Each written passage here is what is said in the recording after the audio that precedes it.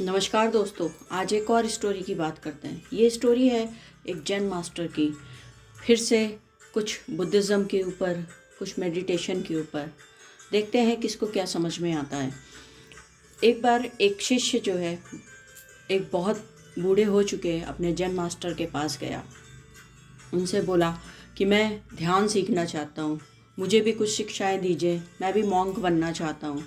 उन्होंने बोला कि ये बहुत कठिन तपस्या है, क्यों तुम करना चाहते हो? बोला मुझे नहीं पता, मेरे मन में शांति नहीं है, मैं आपको करना बोले सोच लो, यहाँ से वापस जाने का कोई रास्ता नहीं है, अभी वापस जा सकते हो तो चले जाओ। उसने बोला कि मैं यहाँ वापस जाने के लिए नहीं आया हूँ, मैं आप जो बोलेंगे मैं करूँगा। बोले सोच लिया? बोले हाँ सोच लिया। ऐसा करते ही गुरुदेव ने बोला कि ठीक है, मैं तुम्हें चावल कूटने का काम देता हूँ। सिर्फ एक काम दिन रात करना है, चावल कूटते जाना है और मेरे से आके कोई क्वेश्चन मत करना। जिस दिन मुझे लगेगा मैं खुद तुम्हारे पास आऊँगा, तब तक तुम्हें सिर्फ और सिर्फ चावल कूटना है, ना किसी से बात करनी है, ना कुछ और करना है। चावल कूटना है, जब थक जाओ जाके सो जाना, उठो अपनी चीज़ें करो और वापस से चावल कूटना, और कोई क्वेश्चन करने मत आना। उसने हामी भरी और उस जगह चला गया जहाँ पे ये काम होना था। उस मठ में 500 स्टूडेंट थे। कोई पढ़ रहा है, कोई कुछ कर रहा है, कोई अलग अलग विद्याएं सीख रहा है, लेकिन उसको सिर्फ एक ही काम दिया गया। धीरे धीरे वश होने लगे। पहले वो परेशान हुआ, अकेला था, किसी से बात नहीं करता था, कभी लोगों को देखता परेशान होता, लेकिन फिर चावल कूटने लग जाता, थक जाता, वहीं उसी कमरे में सो जाता। करते करते उसको ऐसा 15 साल से ऊपर हो चुका था। एक बार जब गुरु ने ये बोला, वहाँ पे अनाउंसमेंट हुई कि अब वो अपना उत्तराधिकारी चुनना चाहते हैं, तो उनके जो कुटिया है उसके बाहर वॉल पे जो भी शिष्य एक अच्छा लाइन लिखेगा उसको उत्तराधिकारी बनाया जाएगा।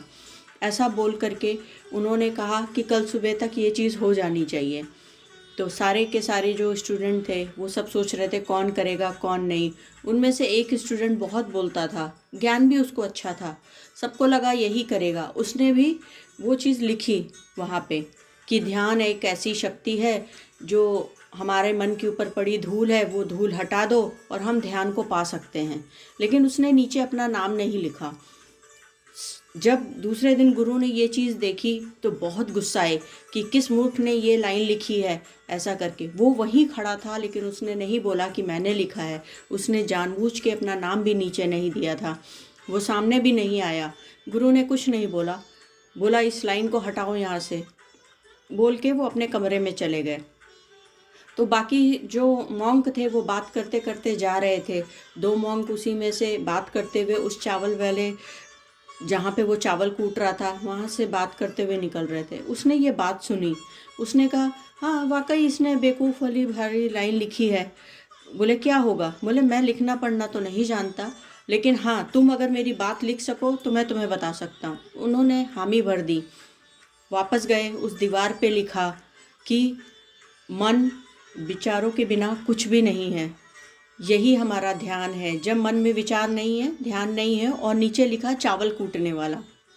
ऐसा करके वो अपने काम में वापस चला गया। रात हो गई, वो थक के सो गया। जब गुरु ने ये लाइन पढ़ी तो वो तुरंत उस व्यक्ति के पास आए और बोले कि तुम ही मेरे उत्तराधिकारी हो, तुम ही इस चीज़ को, मेरी आगे की शिक्षाओं को तुम ले जा सकते हो। तुमने वो पा लिया जो तुम पाना चाहते थे। तुमने मेडिटेशन की उस तत्व को समझ लिया जो ये लोग इतने सालों से कर करके नहीं समझ पाए। तुम मेरे ये डंडा लो, मेरे वस्त्र लो और यहाँ से चले जाओ। तुम्हें इतना ज्ञान हो चुका है कि जहाँ तुम बोलोगे वहाँ तुम्हारे शिष्य तैयार हो जाएंगे। अगर तुम यहाँ पे रहे तो ये यकीनन तुमको मार देंगे, क्योंकि यहाँ पे ऐसे ज्ञानी तो हैं पढ़ने लिखने वाले, लेकिन दिमाग से वो अभी भी अज्ञानी हैं। तो तुम्हें अब अपना रास्ता बनाना है और तुम मेरे हिसाब से पूर्ण तरह मॉन्क हो चुके हो। तुमने वो पा लिया जिसके लिए तुम यहाँ आए थे, तो तुम जाओ और जा कर के दुनिया में इस सत्य को उजागर करो। ऐसा सुन के उसने अपने गुरु के पैरों को छुआ और उनके वस्त्र और डंडा लेकर के वहाँ के लिए सदा के लिए चला गया। तो दोस्तों, अगर हम ध्यान करना चाहते हैं, अगर हम खुद को, अपने मन को शांत करना चाहते हैं तो हमें अपने हर काम पे फोकस करना होगा। यही इस कहानी की सीख है, इस कहानी का मोरल है। अगर आप ओवर थिंकिंग से परेशान हैं, अगर आप किसी और चीज़ों में परेशान हैं, तो अपने आप पे फोकस करना शुरू करिए। धीरे धीरे आपको वो मिल जाएगा जिस चीज़ की आपको तलाश है। Thank you so much. कल फिर मिलते हैं।